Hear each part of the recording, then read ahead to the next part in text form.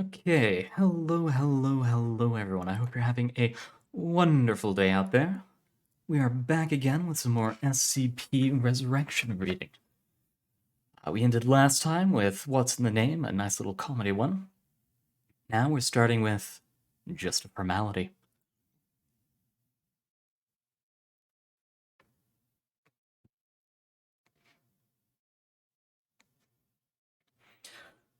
Dr. Daniel Aislinger envied his peers outside of the Foundation.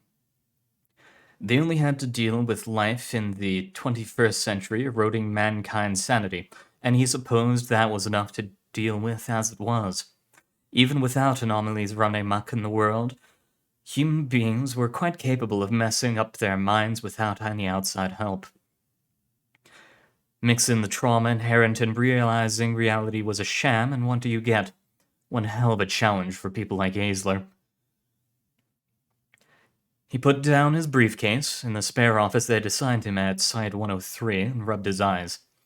He'd been awake for the entire flight over here, his body once again refusing to catch the sleep he so desperately needed. He always did that on long flights, stubbornly refusing to give in to exhaustion.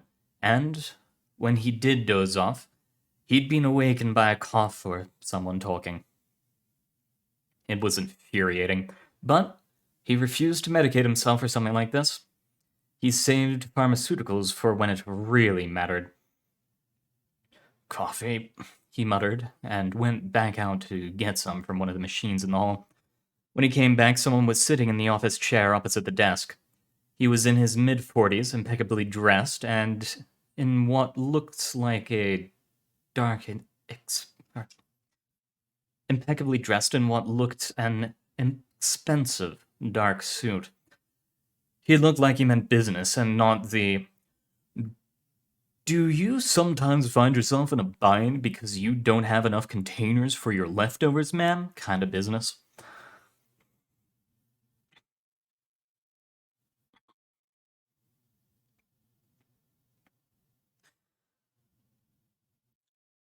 "Dr. Aislinger, welcome."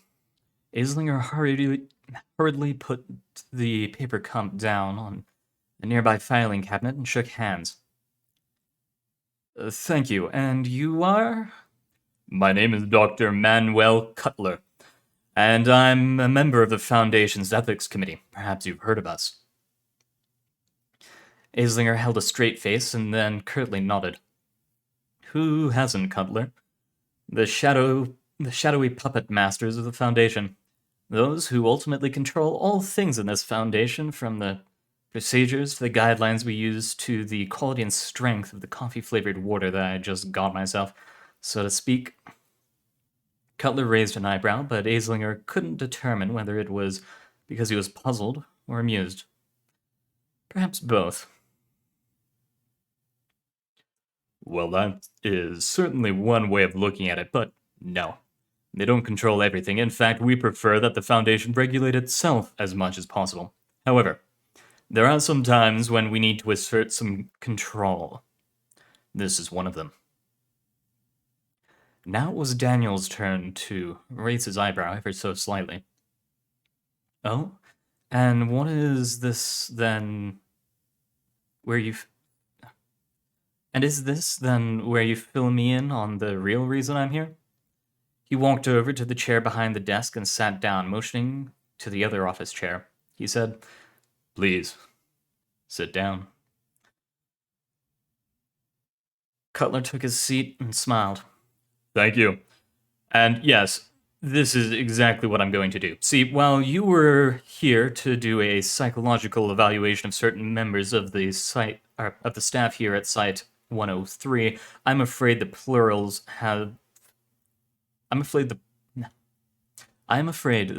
has become singular." Singular? Aislinger sat and took a sip of his coffee. "Ow!" he exclaimed and hurriedly put the cup down again. "I keep forgetting these machines serve this stuff piping hot at one site and lukewarm at others, damn it." Cutler waited patiently while Aislinger had finished fussing with his coffee cup.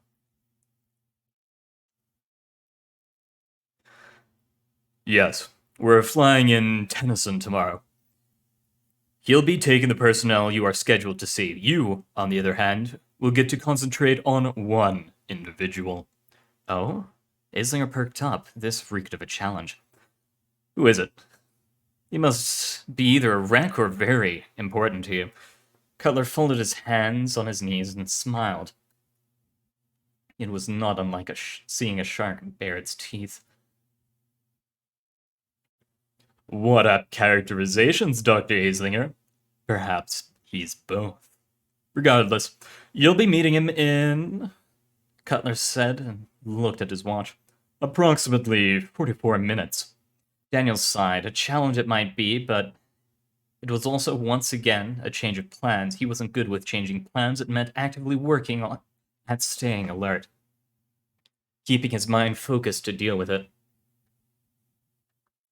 Even now, he could feel his brain racing to recalculate how the day would go, like a car's navigation system, frantically trying to get him back on the highway after he'd taken a detour through Weirdville, USA, famous for its three-headed cows and spontaneously combusting chick. He shook his head to clear it. Cutler was watching him with a faint air of amusement that instantly, firmly, assigned him a bunk bed in Islinger's camp do not like.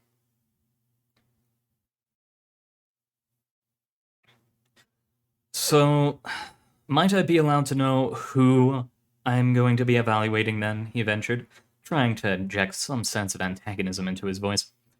But of course, Dr. Islinger. I'm sure that would be the very minimum courtesy you deserve. There was an uncomfortable silence. And the winner is? Daniel ventured, now actually annoyed. We call him Bill. So that's not his real name. Does it matter? It does to me, Dr. Cutler. Someone's name does have some power, you know. Cutler laughed. Ha! I suppose it would to a psychologist. Bill will do for now, Dr. Islinger. Remember what happened to the cat. The cat? What cat? Am I missing something? It would seem so. Curiosity killed the cat? Oh, a proverb. Sorry. Sometimes these things go right over my head. Yes, apparently. Cutler shook his head. Well, I won't keep you any longer. I suppose you'll want to do some prep. You will find most of what you need to know in the email you've just received. I don't have any new... A ping sounded from Islinger's mobile, indicating a new message. Break a leg, Daniel, Cutler said smugly and walked to the door. He stopped when Islinger called after him. You know, Dr. Cutler, if you're going to pretend you're on the ethics committee, please try to keep your pronouns straight. Cutler turned back to Islinger. Sorry? Sorry? You said they don't rule everything. I can't say I met a member of the O5 Council before, but I can say I don't really like the way you people do things. And what makes you assume I have anything to do with the Council, and didn't just incorrectly use the wrong pronoun, the parry came. No one on the Foundation's payroll could afford a brony suit unless they owned said payroll. Try blending in a little more next time, but then, with your latent narcissism, it's going to be hard, isn't it? Touche, Dr. Islinger. You are as observant as they assured me you would be. Try to put that to good use, will you? You'd be doing us a favor. He reached behind him for the door and nodded. Then he was gone. Daniel Horatio Islinger desperately longed for a clean shirt. He also considered a dose of amnestics and a job as a small-town psychologist in Alaska. The beers were undoubtedly better than the Bears were undoubtedly better company than his colleagues. And that is the end of Just a Formality by Crane. Next is Integrity Project by DJ Cactus.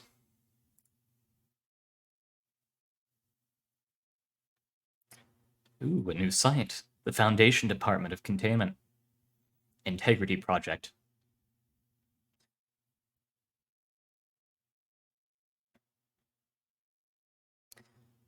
And I'm going to have to reposition this ever so slightly. Give me 1 second.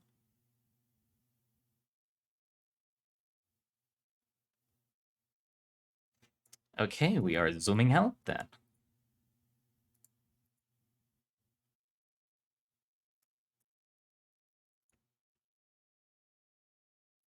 Apologies for this delay.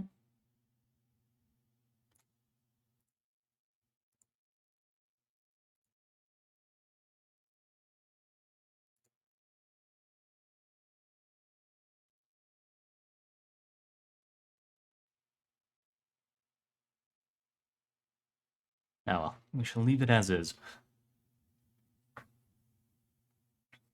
The director of Site 81 was far away from the confines of the Foundation, in a cottage nestled in the Rockies. He sat on the back porch enjoying the brisk morning air. He took a deep breath and then another, and smiled as he considered how much more pleasant breathing was here than in the long corridors and dark rooms below the lake. He loved Site 81, there was no doubt there, but Site 81 was old, built seemingly eons ago. It was an incredible place to do research and contained anomalous entities, but it gave no consideration to comfort. All of that, though, was in the distance of his mind. The doctor sipped from a cup of coffee and idly played with the IV in his arm. Carlyle was reading a book gifted to him by an old friend, one now long retired from the Foundation. They had met when they were young men, come together when they were forced to dissolve their connections with the outside world. Once they might have said they loved each other in their own way. When the time came for the other man to leave the Foundation, he gave Carlyle the book and a promise for them to meet up after Actus finally retired and moved to Italy together. They had always loved Italy. Carlyle had smiled, taken the book, and made the promise.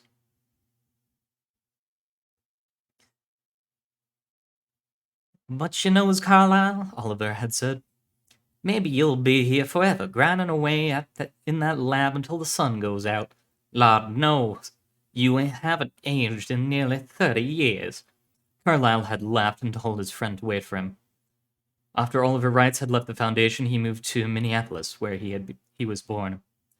He died one night 23 years later, when a power outage from a snowstorm darkened his home and he froze next to an empty wood stove.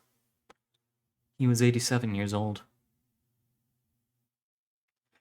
That night, Carlyle approved an order to upgrade a dangerous SCP to the Keter class with restrictions.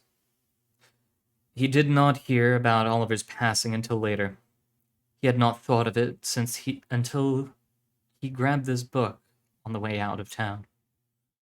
His eyes had hung on the handwritten inscription just inside the cover. "To my dearest friend, with love." He read the book. He continued reading well into the late morning. When he began considering lunch, he stood up, walking slowly and carefully towards the doorway, and entered. He left the book on the table next to his chair outside. The old doctor stretched briefly, and then began to make a sandwich.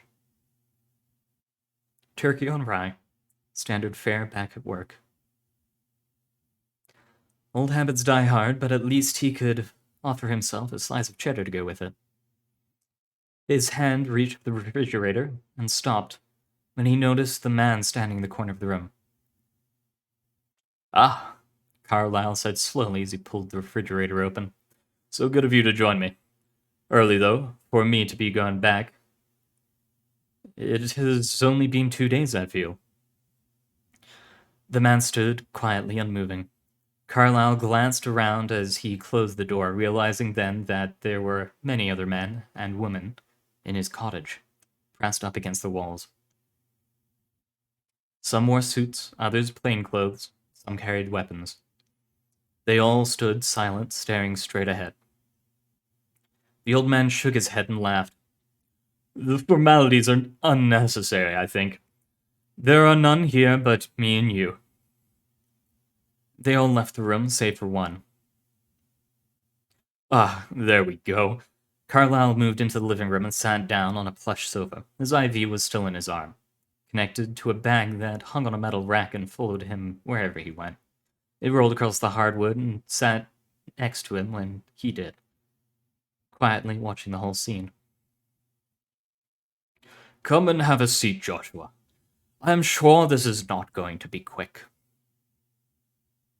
The man slid effortlessly across the floor silently. He moved towards a chair and then was seated in it, his eyes pressed on Carlyle from across the room. The old doctor continued to eat his sandwich. So, he said between bites, what is somebody like you doing all the way out here with somebody like me? And with an entourage, no less. He licked his lips carefully. They cannot send someone who is less of a big fish for an old man like Actus. He laughed. The other man did not move.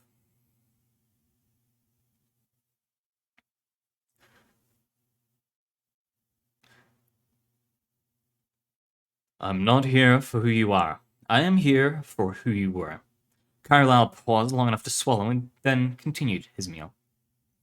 All this is, Joshua, is another way of saying that I am not the man I used to be.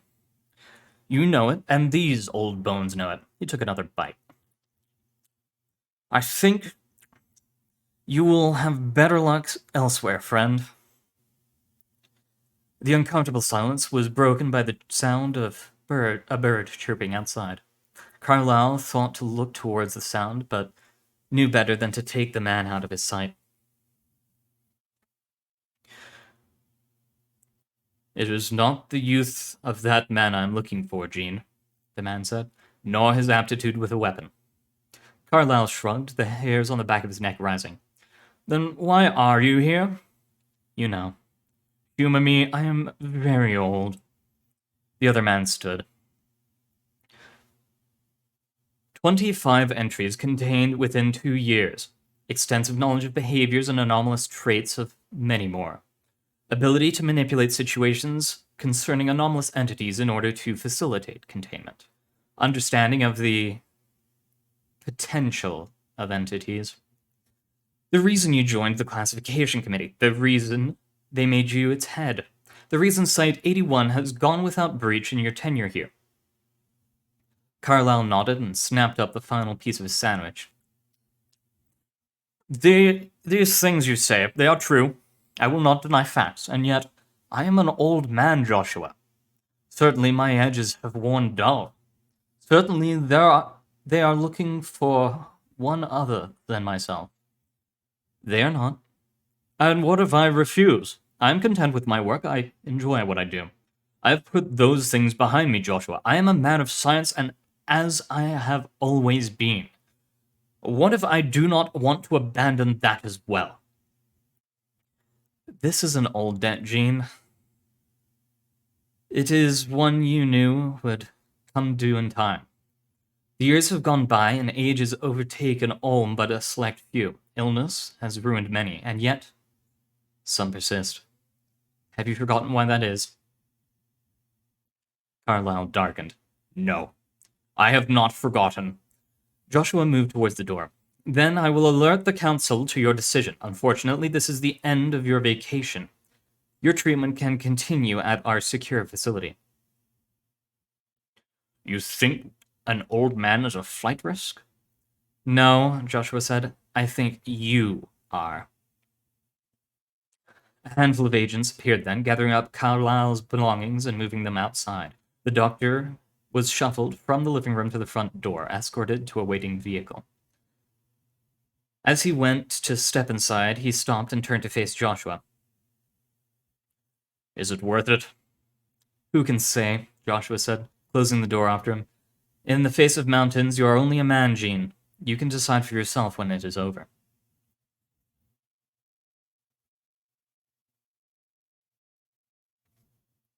The car moved away from the cottage and began its long trek down the mountain. Joshua stayed a moment more, long enough to do a last search through the cottage, and then he too was gone.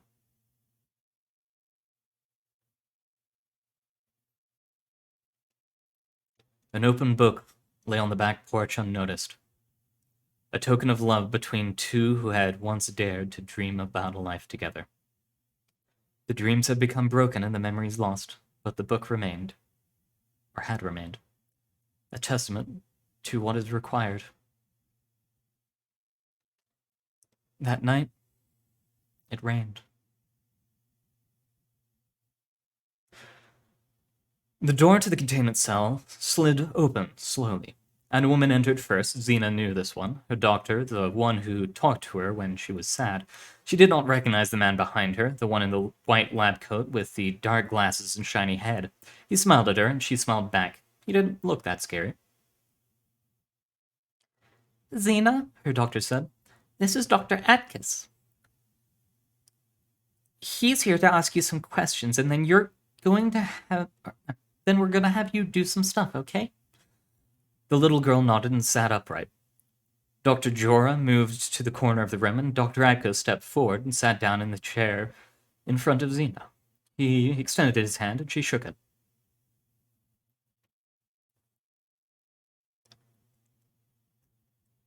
Hello, Xena. My name is Carlyle. He smiled at her again. You may call me whatever you want. Xena thought on it, and then perked up. Can I call you Carl? Carlyle laughed. Carl is just fine. He put a red bowl from his coat pocket, or pulled a red bowl from his coat pocket, and held it in front of Xena. Xena, Dr. Wensley tells me you are very special. I think that is very interesting, and I'm curious to know how special you are. He tossed the ball and caught it. Can you make this ball blue? He handed Xena the ball. The little girl took it, looked at it intently, shook it a few times, and then dropped it. I can't really do anything unless I'm told. Carlyle nodded. That is quite all right. Xena, please make this ball blue. The little girl's eyes twitched slightly as she squeezed the ball in her hand. When she let go of it, it was purple. She coughed and gave it to Atkiss, eyes downcast. Carlyle smiled. No need to be ashamed, my dear, he said, taking the ball. You did wonderfully. She looked up. But it isn't blue. The doctor cocked his head. Is it not? It looks pretty blue to me. You see, different words have different meanings depending on where you are from. For me, I see blue here.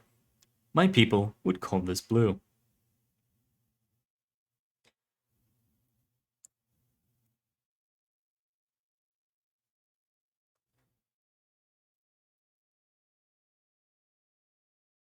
Xena squinted. This is blue? Carlyle nodded. As sure as my name is Dr. Atkiss. Now, make this ball purple for me. Xena stared at the ball again and squeezed it. When she let go, it was green. She looked up at Carlyle inquisitively. The old man smiled. Good, Xena, he said, nodding slowly. Very good. And that is the end of the Integrity Project.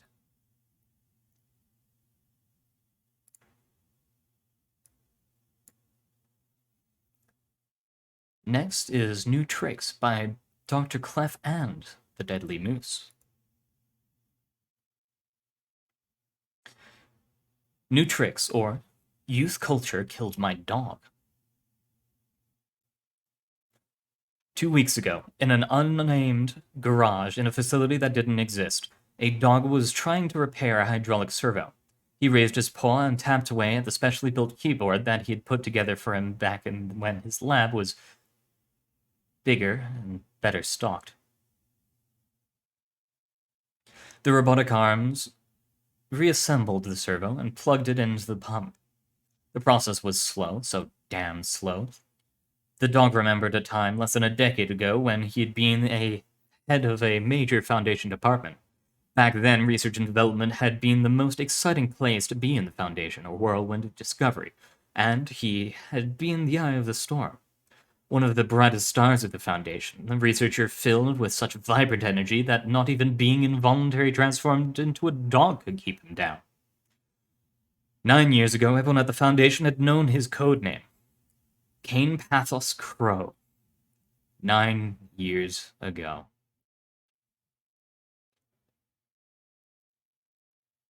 He stretched his legs out, whimpered at the pain in his hips. Arthritis, his vet had told him. I'll try glucosamine injections and painkillers if it gets too bad. But it's a problem not uncommon to the breed.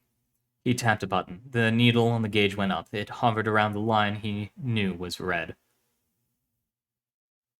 There was a sudden crack and a loud buzzing, and the buzzing of an alert siren. A spray of hydraulic fluid spurted from the servo's joint and splattered against the far wall of the garage. The dog growled angrily at the keyboard and smacked his paw against a big yellow button. The pressure went back down. The spray of hydraulic fluid ceased.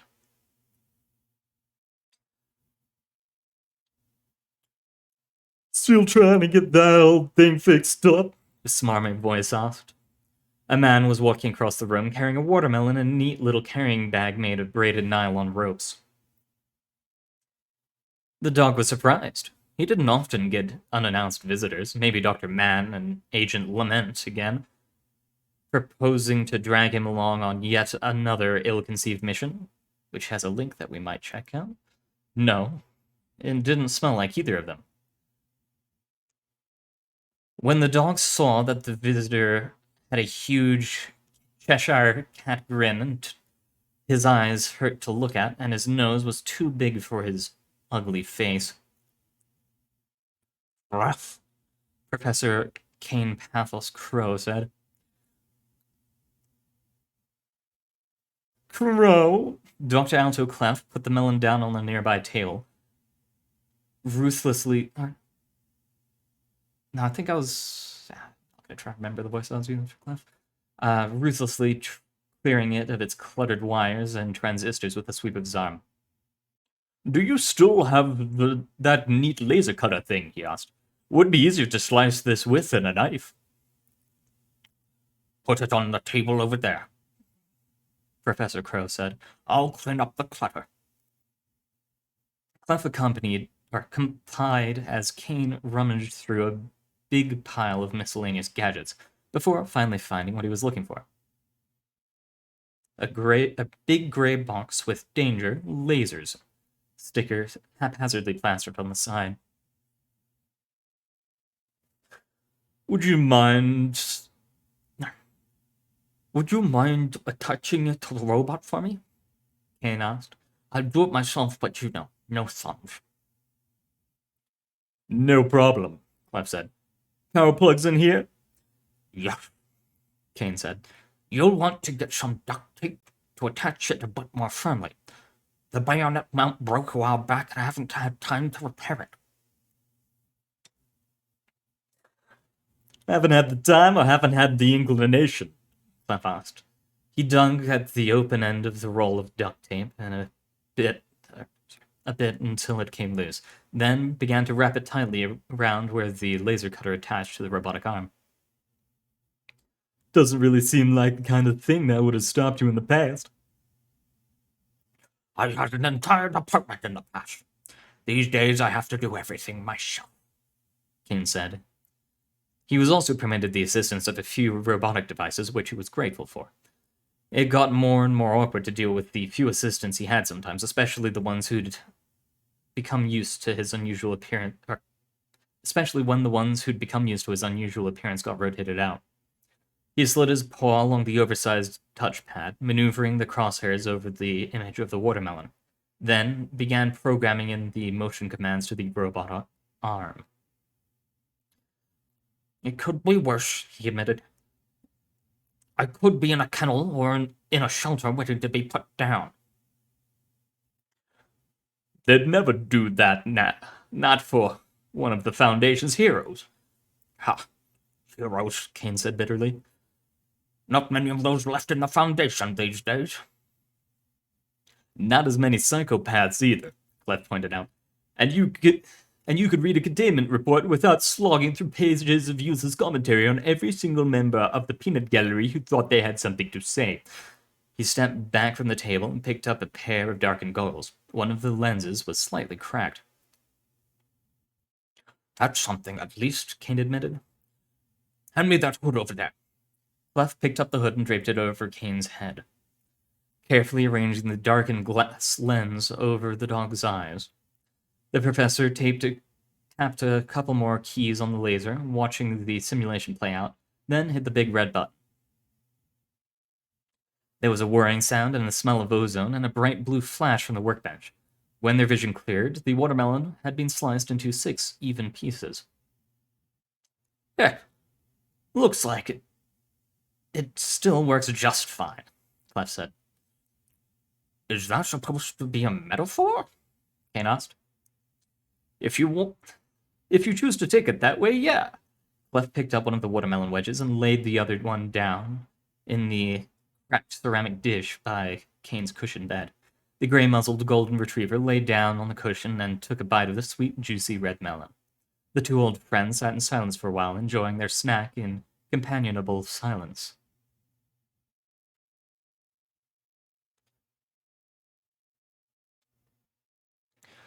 Still trying to get the old girl working? Kane asked, gesturing to the hulking behemoth that lay in pieces all around the garage. Primary servo in the right hip keeps falling under pressure, Kane said. If I had the budget, I'd have the entire thing remilled. If I had permission, I'd recreate the original recipe through 914. As it is, I'm trying different welds and patches. None of them seem to hold.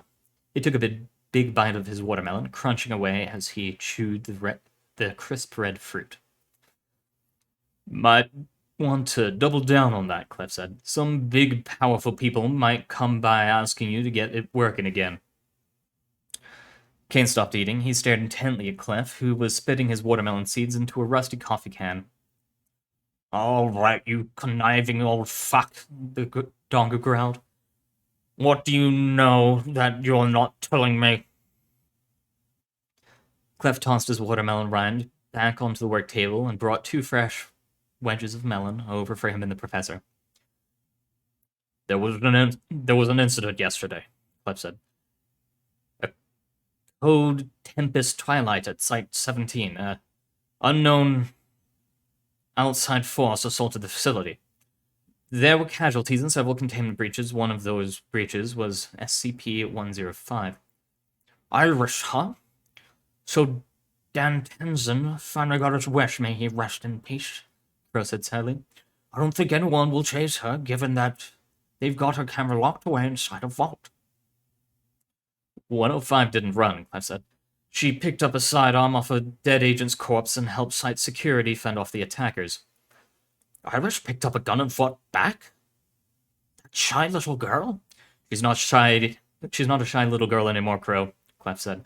9 years will change you. 9 years locked up in a cell will change you a lot more, but the important thing is that even without her camera, 105 was a useful and capable asset.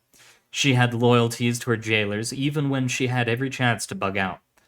So now, the higher-ups are starting to get ideas, and some of them are pointing out that we've been falling behind in our efforts, and we've got an entire stockpile of assets sitting around not being utilized. And then eventually one of them will remember a little experiment that we tried under General Bowie, that we've kept shuttered for 9 years as the worst idea the Foundation ever had. Pandora's box, Kane said. Bingo, Clef said. And then they're going to come to the surviving old fucks who did it the first time and ask us to do it again. The question now becomes, what do we say to them? Taking a dump on their shoes would seem an appropriate response, Kane pointed out. They tossed us out into the cold. Did they? Clef asked. If they were going to toss us out into the cold, they would have given us the Kondraki or Dan Tenson treatment. He smiled viciously. We were mothballed, Crow, like old battleships. Turned into museum pieces but kept intact in case they ever needed us to go to war again. But unlike old battleships, we can choose whether or not we want to be reactivated or not. The 2 old friends continued to munch their watermelon in thoughtful silence. Fuck 'em, Kane said at last. Yeah, fuck them right up the ass, Clef agreed. We did what they wanted to once, followed orders like good soldiers. did it get us? Nothing at all, Clef agreed. They used us like snot rags and tossed us in the trash. There's no way I'm getting involved in their plot flicking and scheming again, Kane said. I'm done killing, Clef said coldly. There's enough blood on my hands without adding more. So you're gonna say no, Kane said. We're gonna say no, Clef agreed.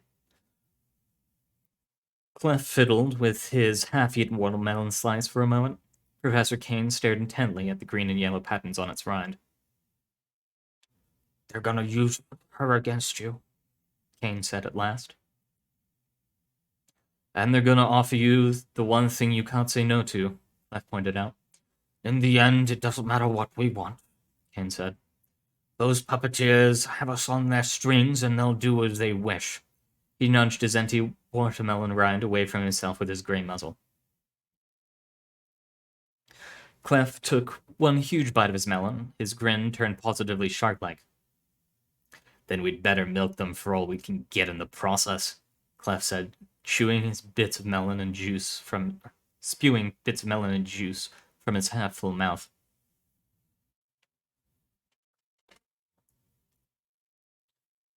When his vet came to see him days later, the dog was retrofitting a hydraulic servo back into a gigantic egg-shaped robot. Hello, Professor, the man said. He was a balding white man in his 50s or 60s, wearing a lab coat and carrying a medical bag. Hi, Cog, Kane said. How are you feeling today? Gears asked. He opened up his bag and began laying out his instruments and supplies on the table. His tone was flat, his voice expressionless. How are you feeling today? Gears asked as he opened up his bag and began laying out instruments and supplies on the table. His tone was flat, his voice expressionless. In others, his mannerism would seem cold. Kane knew better. Gears was not a veterinarian by trade, but after Kane had been confined to this facility, Gears had one day announced that he had studied and achieved competency in the field of veterinary medicine, and asked to be assigned as Kane's personal physician. Administration had said yes. It wasn't often that someone like Kane's did something touching. The golden retriever climbed carefully onto the low table. Gears began his examination. Weight, measurements, a stethoscope to the heart and lungs, taking pulse checking for swelling in lymph nodes, palpitating the abdomen for tumors and abnormalities, teeth and claws, paws and limbs, slight deterioration in the hips, Gears murmured. The glucosamine seems to be having effect. We'll try upping the dosage. He examined Kane's face closely. A few more gray hairs around the muzzle. In other words, not too bad for a 15-year-old dog, but pretty shitty for a 35-year-old man, Kane said. Indeed, Gears said calmly. He put down his stethoscope and picked up a scaling tool. Some development of calculus around the gum line, he said. Surprising. My toothbrushing robot broke down. I've been using dentist sticks, Ken said.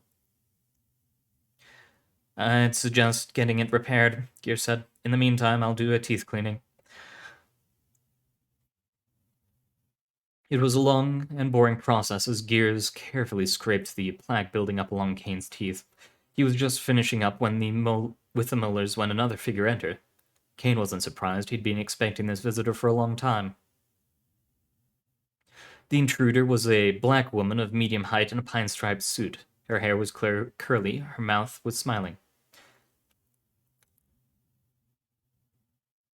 Professor Crow, I presume, she said. Dr. Gears, I am 05-10.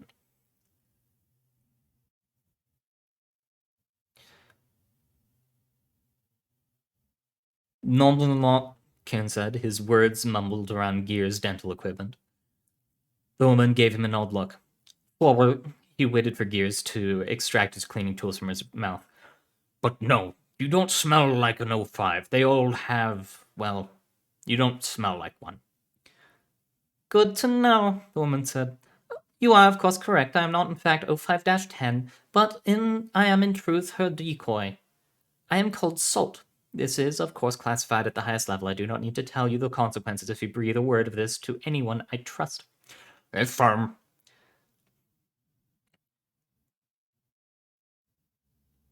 Wait.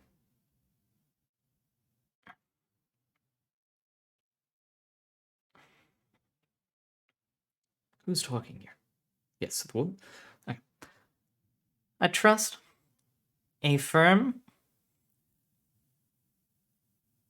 Yeah, for Kane said. Excellent, Salt said. Excellent, Salt said. In that case, I would like to direct you to begin research into the issue of anomalous scent that surrounds members of the O5 Council, provided, of course, that you can do so in between your other projects. She extended a large stack of papers to the Golden Retriever. Cog? Kane asked. Of course. Dr. Gears picked up the stack of papers and helped Kane to arrange them onto a machine that looked like a cross between a music stand and a microfiche reader. It hummed and crunched and whirred, and then began to project images of the pages onto a screen big enough for his tired old dog eyes to read them clearly. It was all there. The egg walker, the parasuit, the sonic pulse cannon, the heat-seeking atomic disruptor, the harmonic dispersion wand, and one more. Project Olympia. Its heart-shuddering had been the biggest heartbreak of all. Yeah, Kane thought, his tail wagging unconsciously. We're back in business. We have the note for yet another ill-conceived mission.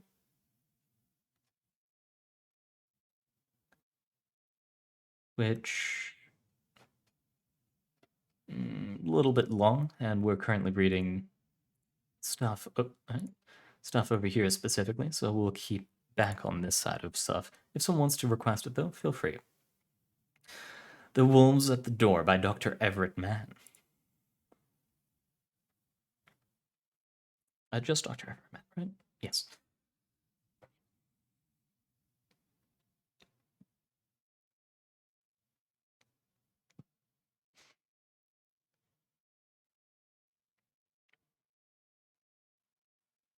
Iris was trying to solve a crossword puzzle when there was a knock at her door. It wasn't a scheduled knock, which was a bit worrying, but at least there weren't any explosions this time. The two women in suits came in, followed by guards. The women appeared to be twins, though there was a subtle difference that Iris couldn't quite pick up. They were darker skinned with curly hair, wearing matching gray suits with pink pine stripes. One carried a tablet like she was carrying a weapon.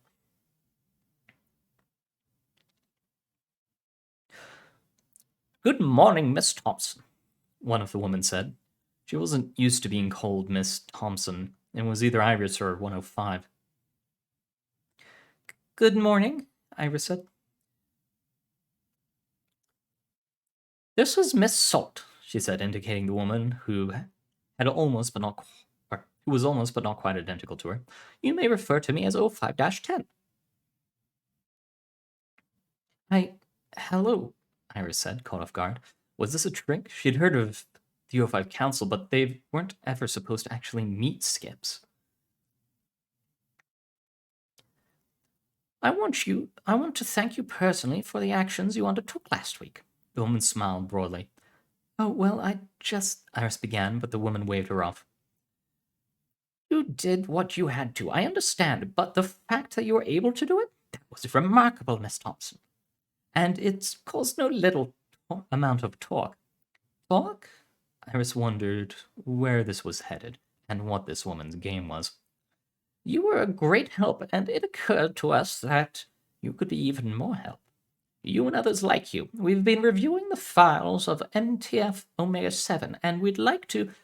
No, Iris said, horrified and appalled. You can't be serious.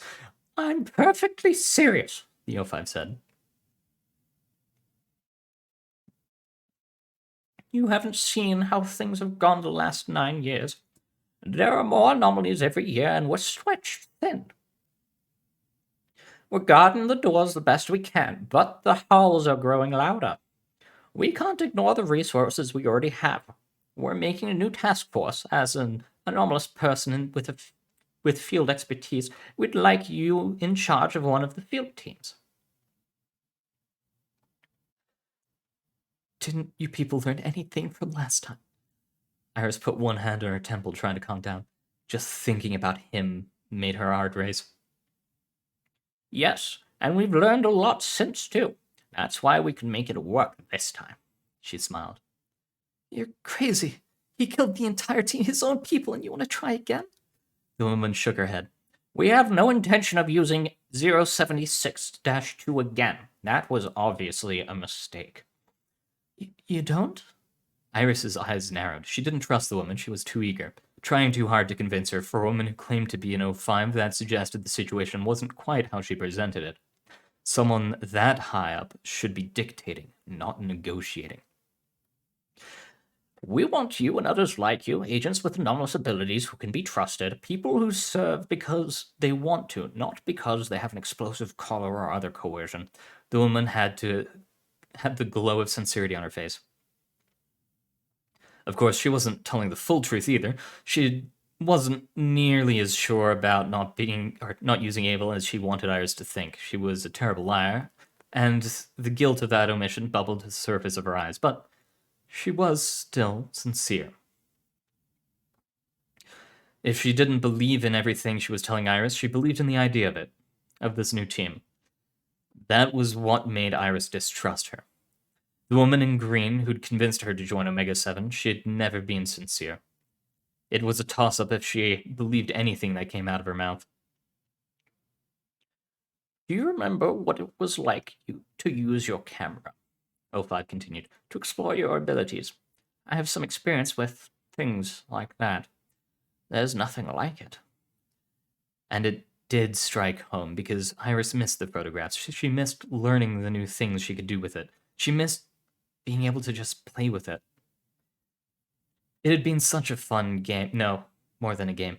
It had been magic. Magic she could touch. Magic that was a part of her. It was what the woman in green had held out to get her to cooperate. Well, Iris had been 14 at that time. Young, gullible, and stupid. The years had taught her better. No, she told the woman. I'm sorry, but I can't do this again. You weren't there. I lost friends, all of them. Well, it's your choice, of course, the woman said. But we're going forward regardless. We have to. Things are getting more desperate every day. If it's not you, it will be someone else. Someone who's just a child, maybe. Someone who doesn't know what they're getting into. Iris felt a chill come over her. You can't do that. You don't understand what it's like. You don't know what it would do to them. You're right, she said. I don't know. You're really the only one person who does. One person who can help them. Iris wanted to strangle the woman, to break her neck. It would have been so easy before the guard could even draw his pistol. She could probably have the woman dead. He had taught her well. She pushed that anger down instead. Coldly, she said, You absolute bitch! The woman didn't say anything for a moment and smiled. You'll join them? Iris nodded, not trusting herself to speak. Very good. The head of your security detail will visit you soon and give you further instructions. Welcome aboard, Miss Thompson. And that is the end of Wolves at the Door. And I have clicked the wrong button. Yeah. After Wolves at the Door, we have Light-Dependent Reactions by Photosynthetic.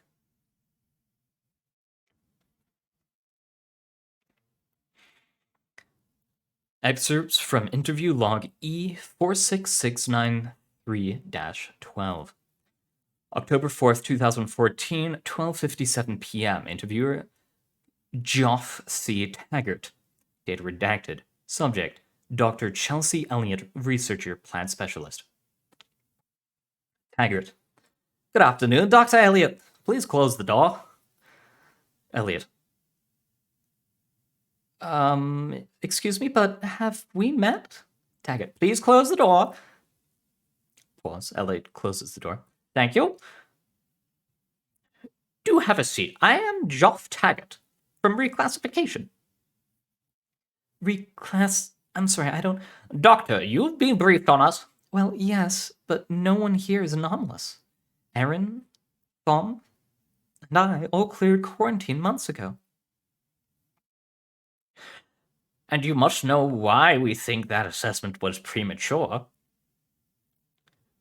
You're not eating, Doctor. The usual post-quarantine surveillance showed us that. Those sun lamps you're buying too, seasonal affective disorder doesn't come that fast. We're not sure how the poisoning incidents relate, though. I was hoping you could clear that up for us. What makes you think I'm authorized to waive the usual disciplinary actions for failure to report, provided you come clean now. All right. I suppose I don't exactly have a choice at this stage. Thank you. I understand this all began with the events of incident E31181-A in February of last year. Yes, I was consulting for MTF Theta 4 at the time. 3 of us, Erin, Moyhan, Thom St. Jackie's, and I had been dispatched to investigate a suspected new anomaly. Everything went fine until I tried to use my hand lens.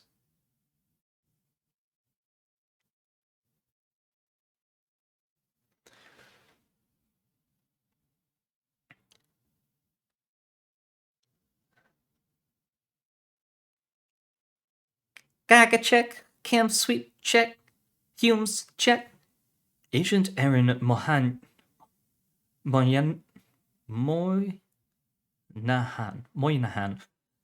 came to the end of her list and nodded across to her teammates.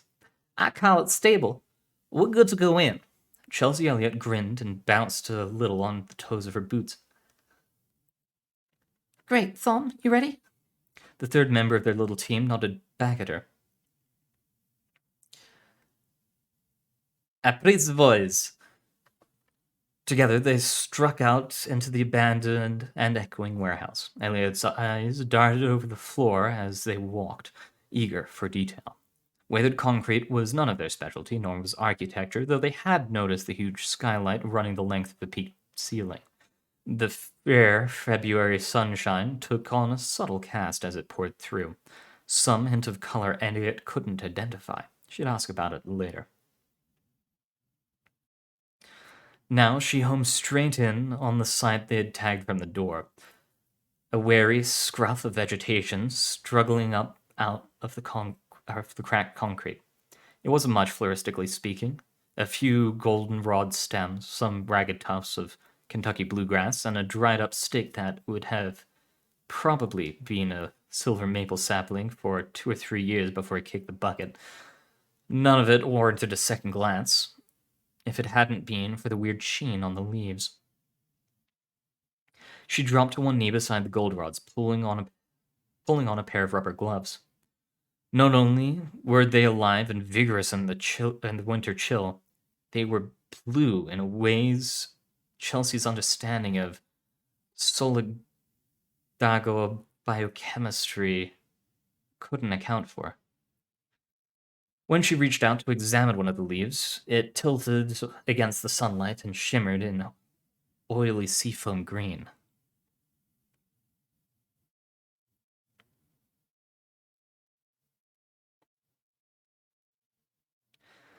Chelsea grinned and bent closer.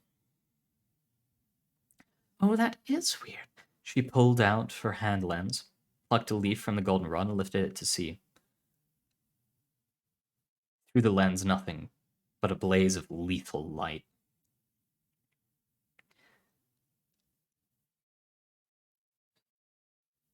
Elliot, I'm told I was unconscious most of the way to medical, but I don't actually remember much.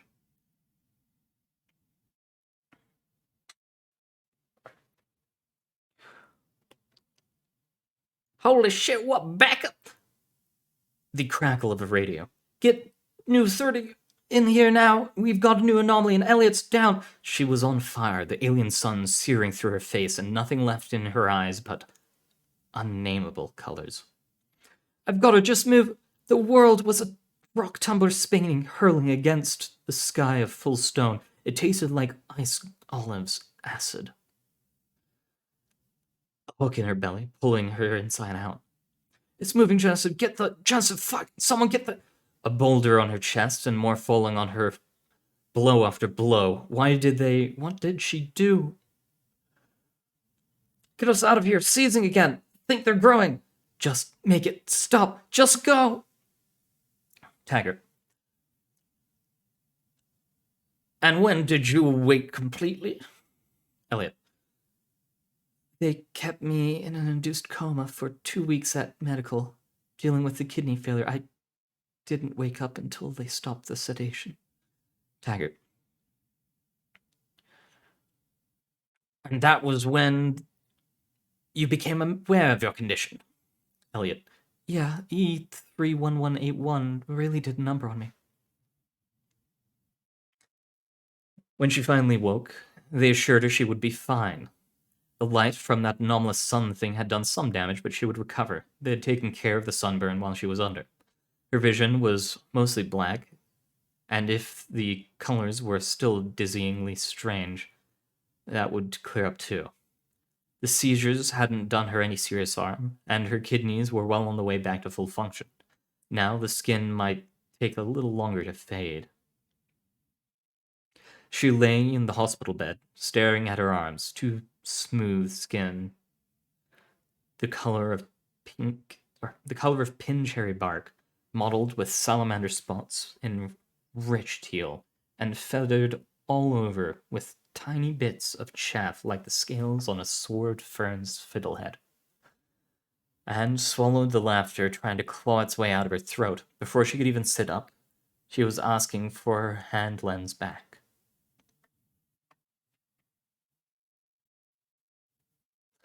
Taggart. So your first reaction was curiosity? Elliot. My first reaction was, if I start laughing now, I'm never going to stop. Oh? It was either get curious or break down entirely. I see. You have the records from your actual quarantine period, of course. After you were released, how long did it take for you to discover the anomaly? Just a few days. 8 weeks. 8 weeks of quarantine, made bearable only by curiosity, a huge ebook library, and a long string of notebooks. 8 weeks of trying to explore her own altered biology and coming up short again and again against the limits of the quarantine itself. 8 weeks of frustration and never being able to compare notes with her doctors. 8 weeks of explaining to herself over and over again why the restrictions were necessary. 8 weeks of watching and waiting, half afraid that she wouldn't recover at all. Even if Thom and Aaron were fine now, 8 weeks of terrible food, though. At least, she was never actually hungry, while with her leafy additions providing most of her calorie needs. When her skin finally started turning pink again and shedding its little leaflets 6.5 weeks in, she wanted to faint with relief. She'd gone into quarantine in the dead of winter. She came out in the early spring. 8 weeks of bare walls and fluorescent lights, walking in shirt sleeves under the April sun made her absolutely giddy. There were a lot of loose ends to sort out at home, but she still took the first possible opportunity for a walk in the woods. She still had a lot of phone calls to make, but she could walk and talk at the same time. Her cell phone rang as she slipped through the woodlot understory, dodging bare branches. Hi, Blair? Yeah, hi. Good, I'm good. I'm home. Yeah, all back to normal. They kept me a few extra days to make sure.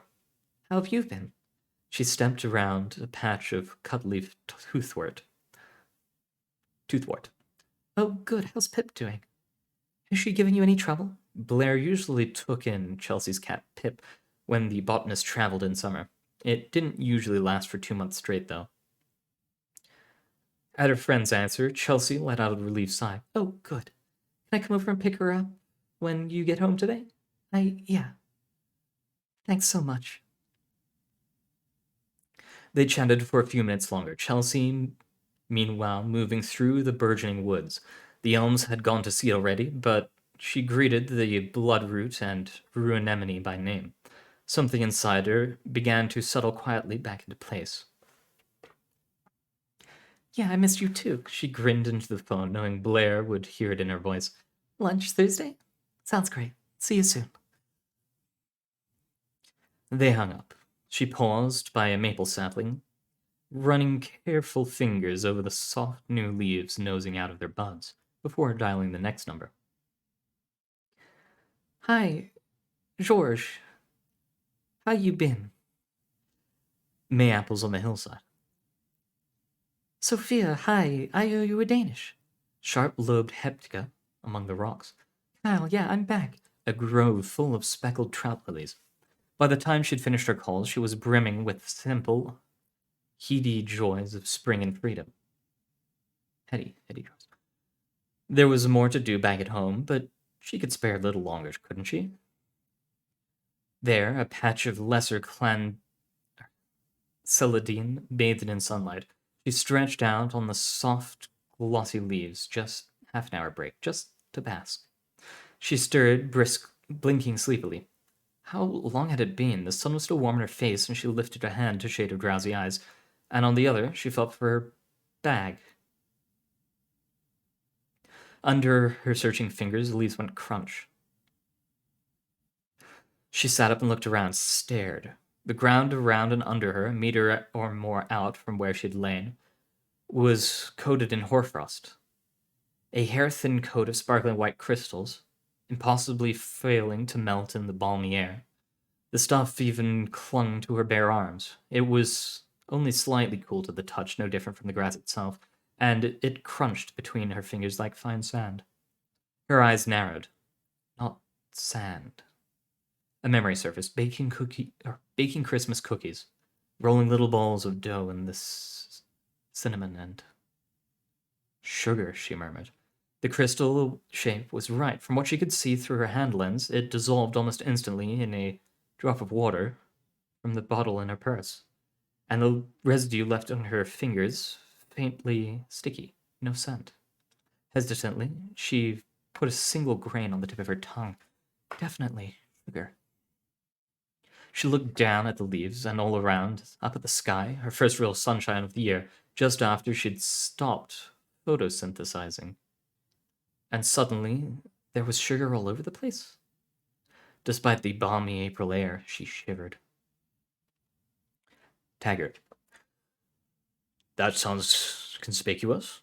I'd expect surveillance to have shown that you were literally sugar-coating every chair you sat in. Elliot. Well, it wasn't being deposited very fast, even in direct sunlight. It took a good 20 minutes to build up anything noticeable, and it's light dependent, of course, so I can just stop most of it by wearing long sleeves and turtlenecks. Still, I didn't want to bring even that into the lab, contaminate every sample in the fridge just by standing near it. I might have had to turn myself in right there if I hadn't figured out how to control it. And how do you do that? Oh, I actually have no idea how to describe it. The process, technique, thing. I'd probably have to study meditation just for the vocabulary or reread Dune. All I can say is that I'd learned to keep it in. I see. Soon after that, I realized I didn't need to eat anymore. I dealt with that sort of thing during quarantine. You just don't get hungry as long as you get enough light, and the experience is basically the same. No supernumerary scales this time, though. I still don't know what I'm using for chloroplasts. Was your fasting deliberate then? Elliot spreads her hands. Sometimes. Sometimes I just forget to eat, more often as summer came in. I took supplements in the beginning to make up for what amounted to the diet of straight sugar. Taggart. Why did the past tense? Well, it's not just a diet of straight sugar. I see. Go on. It turns out I can basically make any vascular plant metabolite that I've had in my system. Skin contact, inhalation, ingestion, all fair game, and it doesn't take much either. I'm on either a balanced vegetarian diet or healthy photosynthesate intake for a plant of about my mass. I'm not sure which. If I understand correctly, Yes. If it comes from plants, I can probably crank it out. Just give me a sample first. does that include aconite? That was how I learned I could do it in the first place.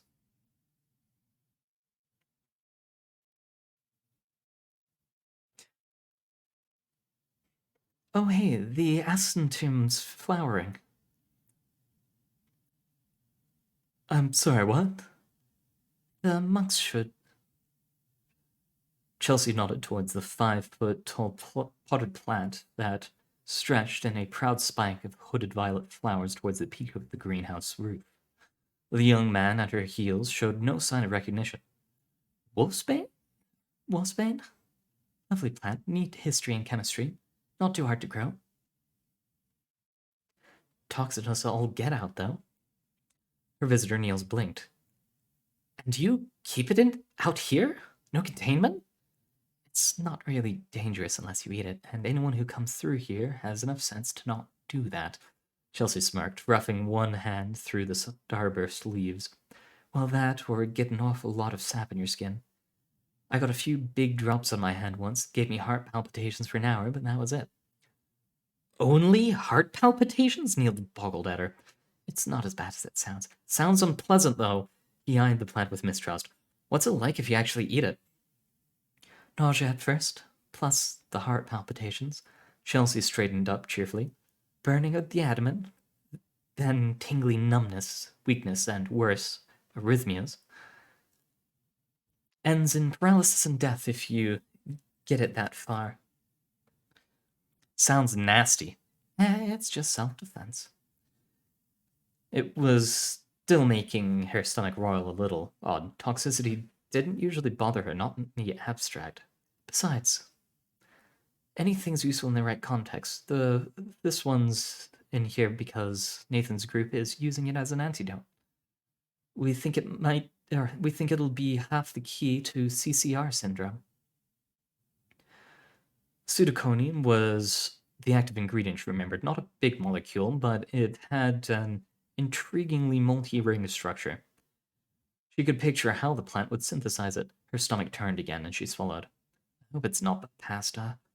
Anyway, the colony I wanted you to see is over here. They struck back across the greenhouse, weaving between tables full of carefully labeled experimental fats. They'd almost found their destination when Chelsea's stomach spasmed outright. She doubled up halfway and reflexively clapped a hand to her mouth. Whoa, you okay? Yeah, I should. Again, she swallowed back the acid, which only set off a fiery complaint in her belly. Maybe not. I'm never letting Cal choose lunch again.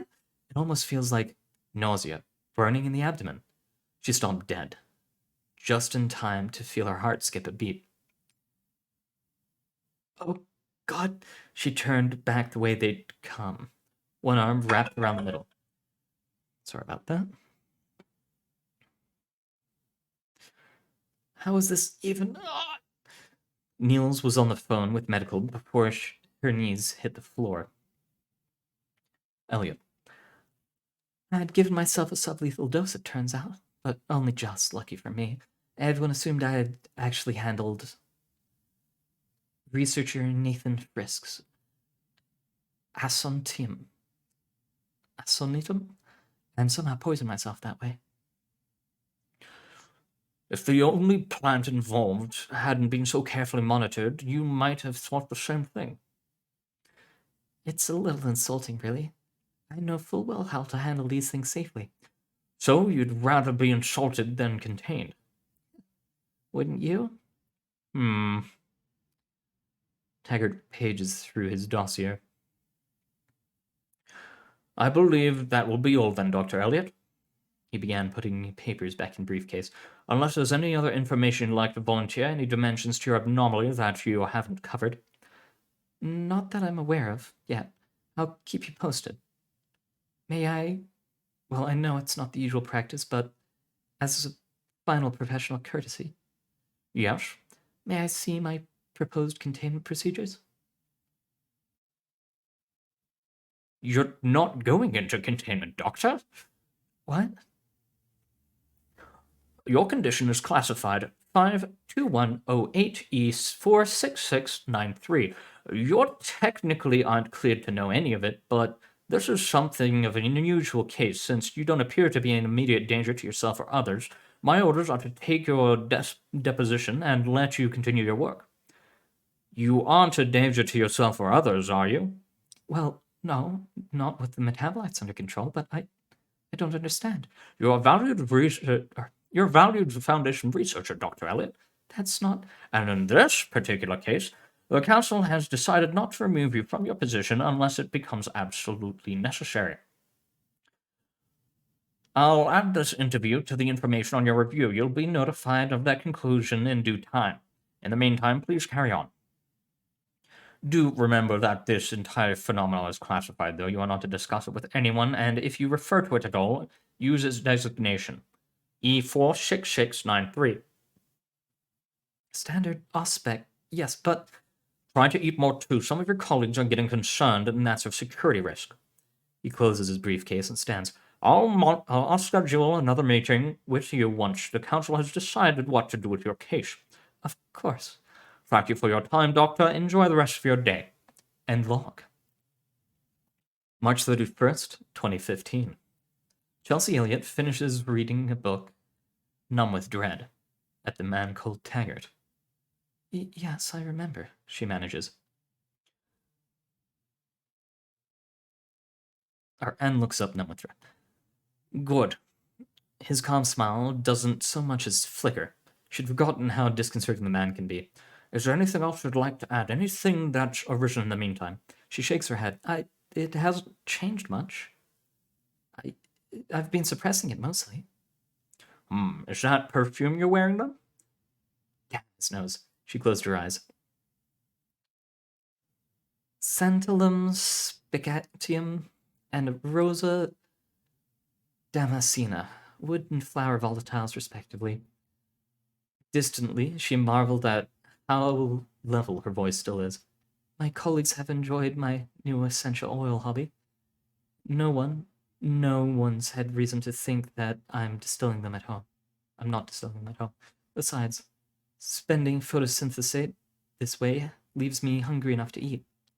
The silence stretches out, pulling Chelsea's nerves with it. She shifts in her seat and sets the interview log down too delicately on the edge of her desk.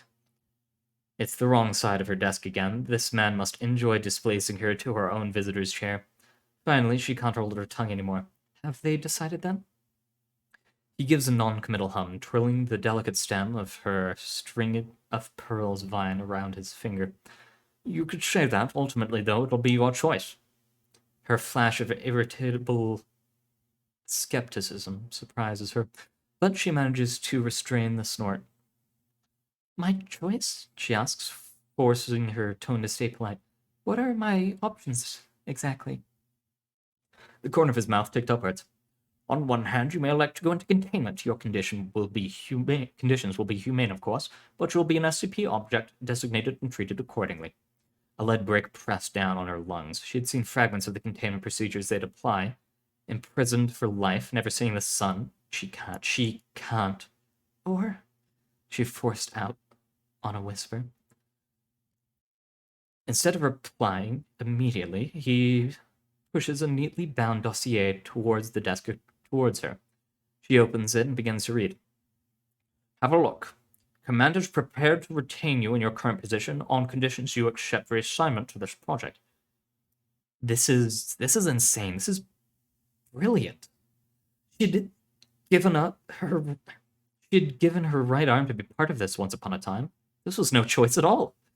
She looked up at him over the dossier and nods. I'll do it.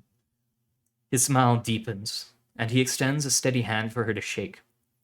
We were hoping you'd say that. Welcome to MTF Alpha 9.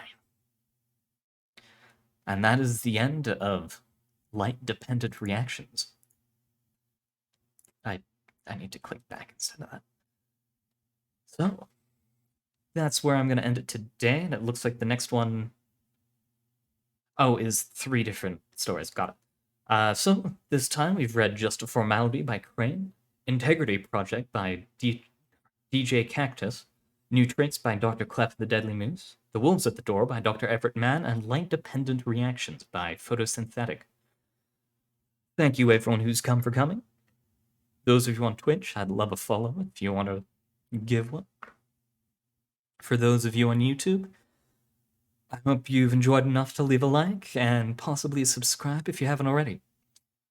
It's been an absolute joy reading for you all, and I hope that you have a wonderful time out there. Good luck with your futures, and goodbye.